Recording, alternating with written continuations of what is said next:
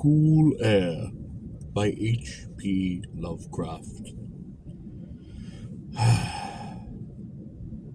You ask me to explain why I am afraid of a draught of cool air, why I shiver more than others upon entering a cold room, and seem nauseated and repelled when the chill of evening creeps through the heat of a mild autumn day.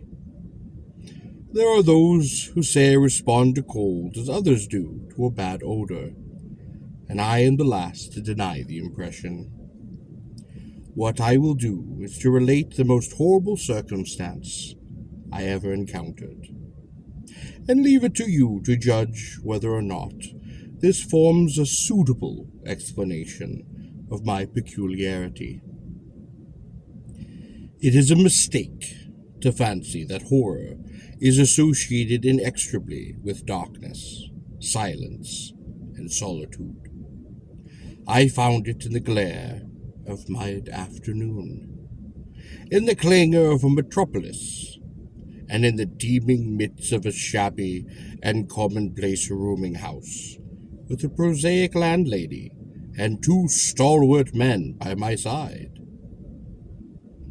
In the spring of 1923, I had secured some dreary and unprofitable magazine work in the city of New York, and being unable to pay any substantial rent, began drifting from one cheap boarding establishment to another, in search of a room which might combine the qualities of decent cleanliness, endurable furnishings, and a reasonable price.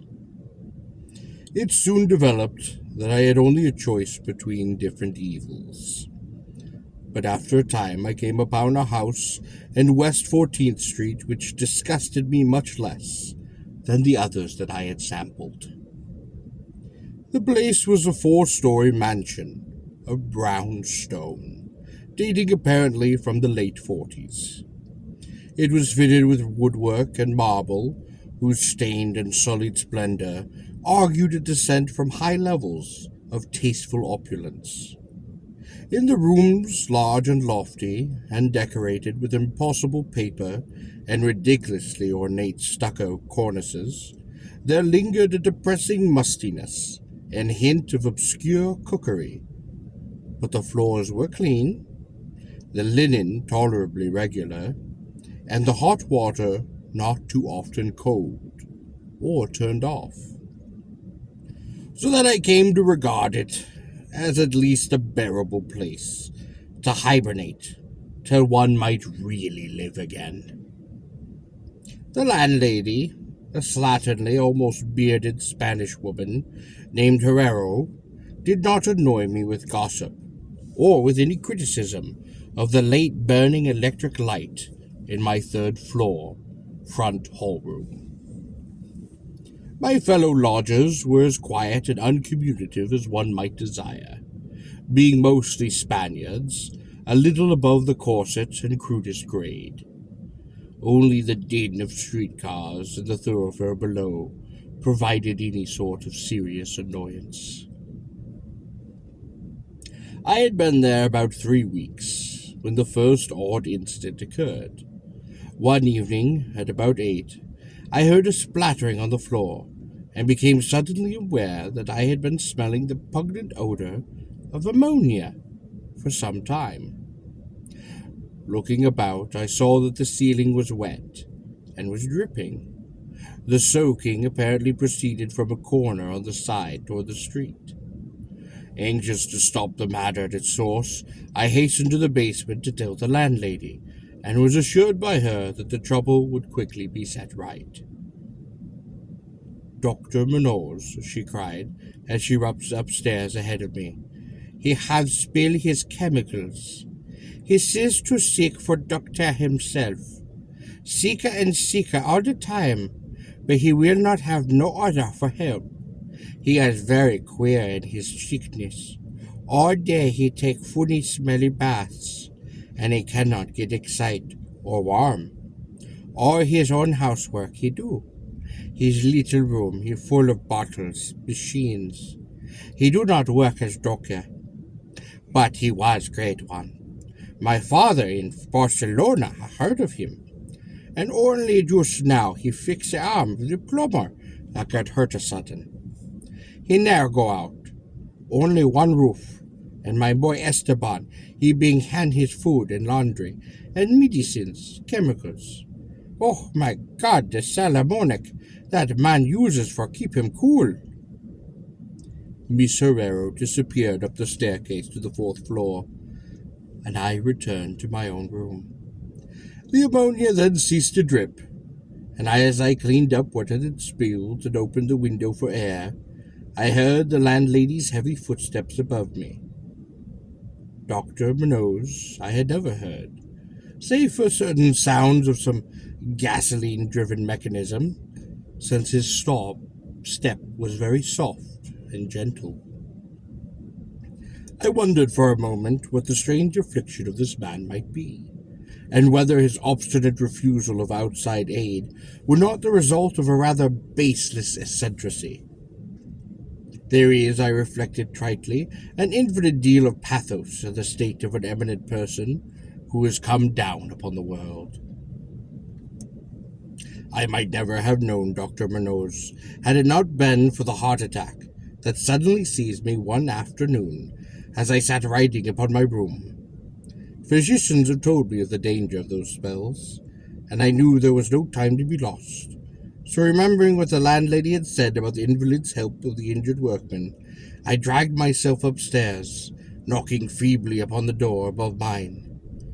My knock was answered in good English by a curious voice some distance to the right, asking my name and my business. These things being sated, there came an opening of the door next to the one that I had sought. A rush of cool air greeted me, and though the day was one of the hottest of late June, I shivered as I crossed that threshold into a large apartment whose rich and tasteful decoration surprised me in this nest of squalor and seediness. A folding couch now filled its diurnal role of sofa, and the mahogany furniture, sumptuous hangings, old paintings, and mellow bookshelves all bespoke a gentleman's study rather than a boarding-house bedroom.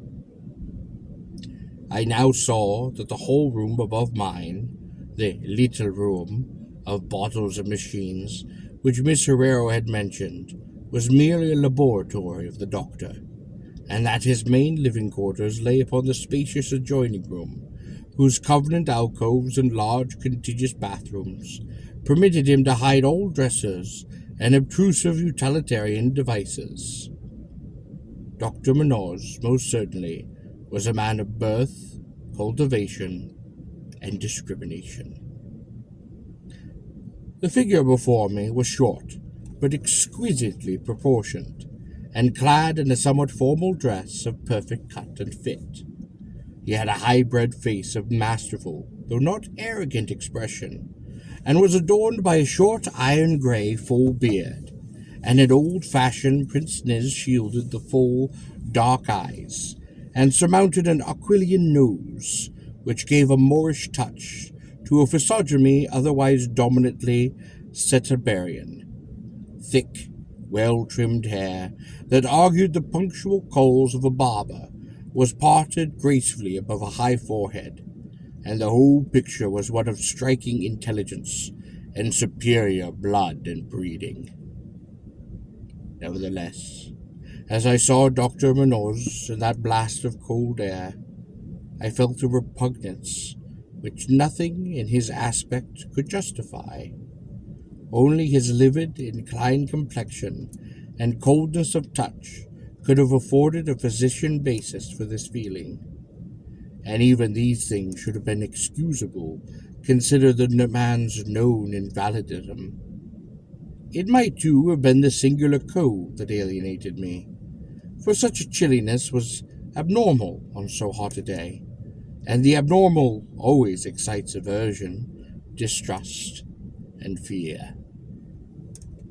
But repugnance was soon forgotten upon an admiration, for the strange physician's extreme skill at once became manifest, despite the ice-coldness and shakiness of his bloodless-looking hands. He clearly understood my needs at a glance, and ministered to them with a master's deftness, all the while reassuring me in faintly modulated, though oddly hollow and timorless voice, that he was the bitterest of sworn enemies to death, and had sunk his fortune and lost his friends in a lifetime of bizarre experiments devoted to its bafflement and extirpation. Something of the benevolent fanatic seemed to reside within him, and he rambled on almost garrulously, as he surrounded my chest and mixed a suitable draught of drugs fetched from the small laboratory room. Evidently he found the society of a well-born man a rare novelty in this dingy environment, and was moved to unaccustomed speech as memories of better days surged over him. His voice, although queer, was at least soothing, and I could not even perceive that he breathed as the faint sentences rolled urbanely out.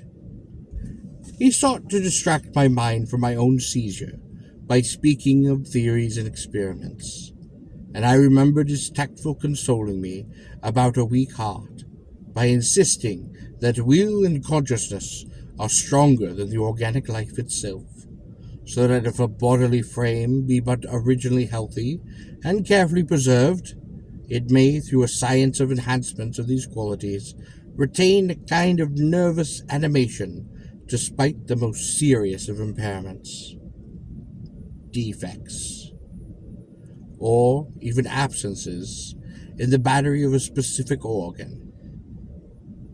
He might, he half-jestingly said, some day teach me to live, or at least to possess some kind of conscious existence, without any heart at all.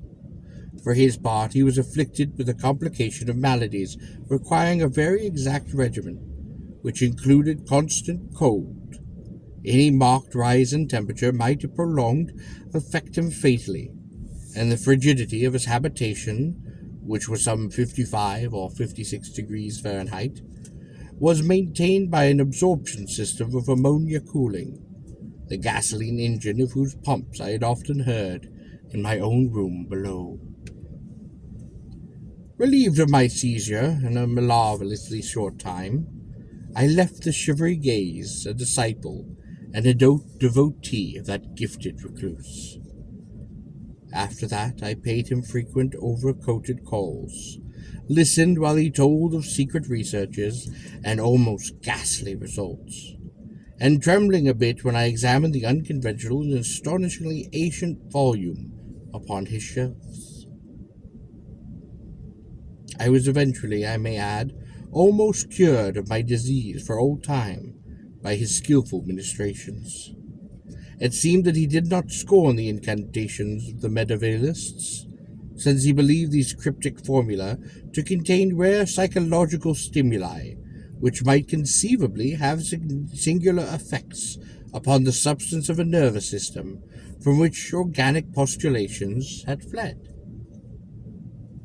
I was touched by his account of the aged Dr. Torres of Valencia, who had shared his earlier experience with him, though the great illness of 18 years before, whence his present disorder then proceeded. No sooner had the vulnerable practitioner saved his colleague than he himself succumbed to that grim enemy that he had fought. Perhaps the strain had been too great, for Dr. Munoz made it whisperingly clear, though not in detail, that the methods of healing had been most extraordinary, involving scenes and processes not welcomed by elderly and conservative gallants. As the weeks passed, I observed with regret that my new friend was indeed slowly but unmistakably losing ground physically, as Miss Herrero had suggested. The livid aspect of his countenance began to intensify. His voice would become more hollow and indistinct, and his muscular motion was less perfectly coordinated. His mind and will displayed less resilience, less initiative. Of this sad change he seemed by no means unaware, and little by little his expression and conversation both took on a gruesome irony, which restored in me something of the subtle repulsion that I had originally felt. He developed strange caprices, acquiring a fondness for exotic spices, Egyptian incense, till his room smelled like the vault of a sepulchred pharaoh in the Valley of the Kings. At the same time, his demands for cold air increased, and with my aid he amplified the ammonia piping of his room and modified the pumps and feed of his refrigerating machine till he could keep the temperature with as low as 34 degrees or 40, and finally reaching 28 degrees.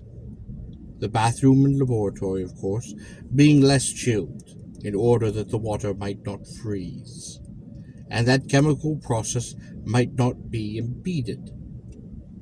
The tenant adjoining him complained of the icy air from around the connecting door, so I helped him fit heavy hangings to obviate the difficulty, a kind of growling horror of outre and morbid cast, seeming to possess him.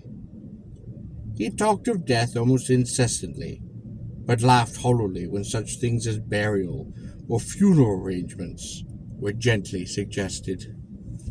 All in all, he became disconcerting and even gruesome companion. Yet in his gratitude for my healing, I could not well abandon him to the strangers around him, and was careful to dust his room and attend to his needs each and every day. Muffled in a heavy ulster, which I brought especially for that purpose. I likewise did much of his shopping, and gasped in bafflement at some of the chemicals he ordered from druggists and laboratory supply homes. An increasing and unexplained atmosphere of panic seemed to rise around his apartment. The whole house, as I have said, had a musty odor, but the smell in his room was worse. And in spite of all the spices and all of his incense and the pungent chemicals of the now inconsistent baths, which he insisted upon taking unaided, I perceived that it must be connected with his ailment, and shuddered when I reflected on what that ailment might be. Miss Herrero crossed herself when she looked at him, and gave him up unreservedly to me, not even letting her son Esteban continue to run those errands for him.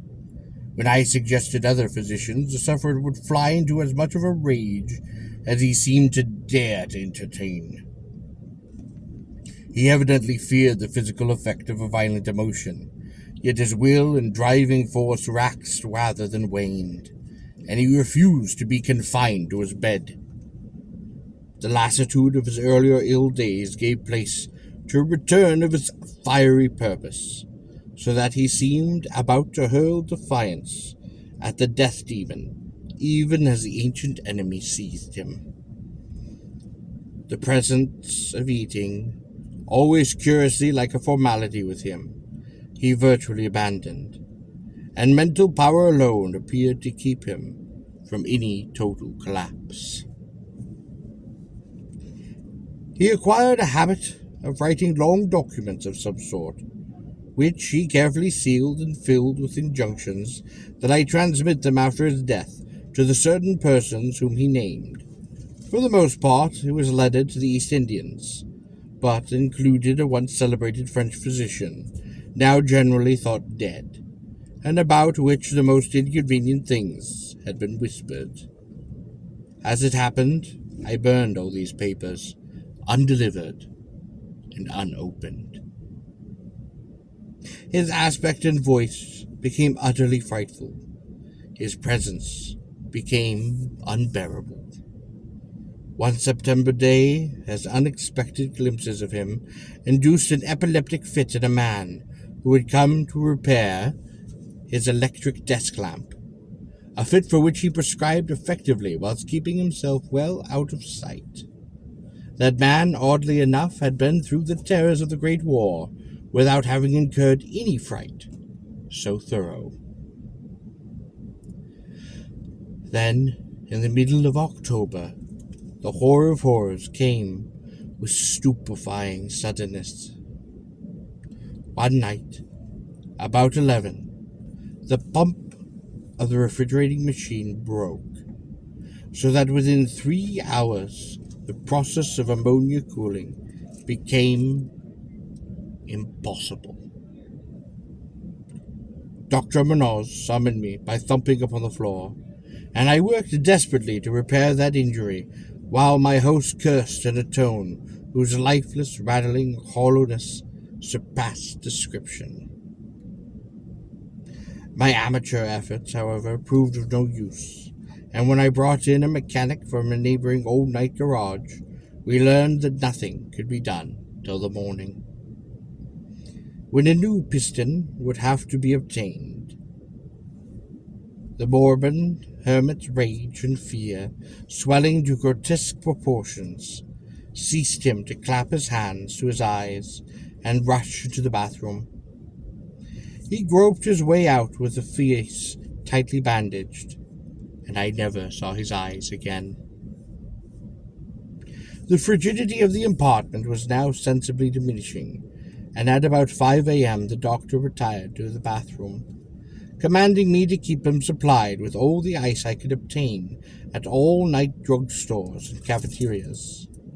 As I would return from my sometimes discouraging trips and lay my spoils before the closed bathroom door, I could hear a restless splashing within, and a thick voice croaking out the order for more. More! At length the warm day broke, and the shops opened one by one. I asked Esteban either to help with the ice fetching whilst I obtained the pump piston, or to order the piston while I continued with the ice. But instructed by his mother, he refused.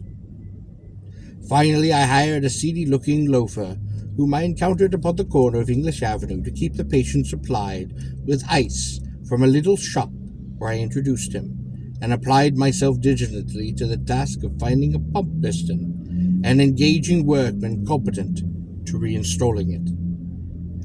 The task seemed interminable, and I raged almost as violently as the hermit when I saw the hours slipping by in a breathless, foodless round of vain telephoning, and a hectic quest from place to place, hither and thither by subway and surface car. About noon, I encountered a suitable supply house for downtown, and at apparently 1:30 p.m. arrived upon my boarding place with the necessary paraphernalia and 2 sturdy and intelligent mechanics. I had done all I could, and I hoped I was indeed in time. Black terror, however, had perceived me. The house was in utter turmoil, and above the chatter of the odd voices I found a man praying in a deep basso. Fiendish things were upon the air, and lodgers told over the beads of the rosaries as they caught the odor from beneath the doctor's chained door. The longer I had hired, it seemed, had fled screaming and mad-eyed not long after the second delivery of ice. Perhaps as a result of excessive curiosity, he could not, of course, have locked the door behind him. Yet it was now fashioned presumably from the inside. There was no sound within, save a nameless sort of slow, thick dripping. Briefly consulting with Miss Horace and the workmen, despite a fear that gnawed my innermost soil, I advised the breaking down of the door. But the landlady found a way to turn the key from the outside with a wire device. We had previously opened the doors of all the other rooms upon that hall, and flung all the windows to the very top. Now, roses protected by handkerchiefs, we trembling invaded the accursed south room, which blazed with the warm sun of that early afternoon. A kind of dark, slimy trail led from that open bathroom door to the hall door, and thence to the desk, where a terrible little pool had accumulated. Something was scrawled there in a pencil, in an awful, blind hand, upon a piece of paper hideously smeared, as though by the very claws that traced the hurried last words. Then the trail led to the couch, and ended unutterably. What was, or had been, upon that couch, I cannot, and I dare not, say here. But this is what I shiveringly puzzled out in that stickily smeared paper before I drew a match and burned it. What I puzzled out in terror as the landlady and the two mechanics rushed frantically from that hellish place to babble their incoherent stories to the nearest of police officers. The nauseous words seemed well nigh incredible in the yellow sunlight. With the clatter of cars and motor trucks ascending clamorously from crowded 14th Street.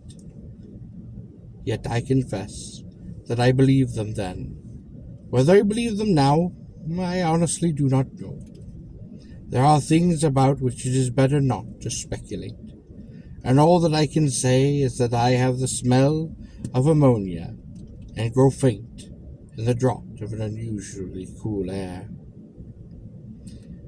The end, ran that noisome scroll, is here. No more ice. The man looked and ran. It is warmer every minute. The tissues cannot last.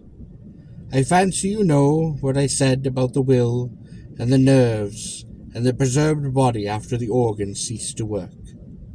It was a good theory, but it couldn't keep up indefinitely. There was a gradual deterioration I had not foreseen. Dr. Torres knew, but the shock killed him. He couldn't stand what he had to do. He had to get me in a strange, dark place when he minded my letter and nursed me back. And the organs never would work again.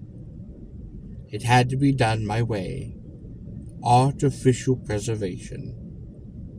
For you see, I died that time 18 years ago.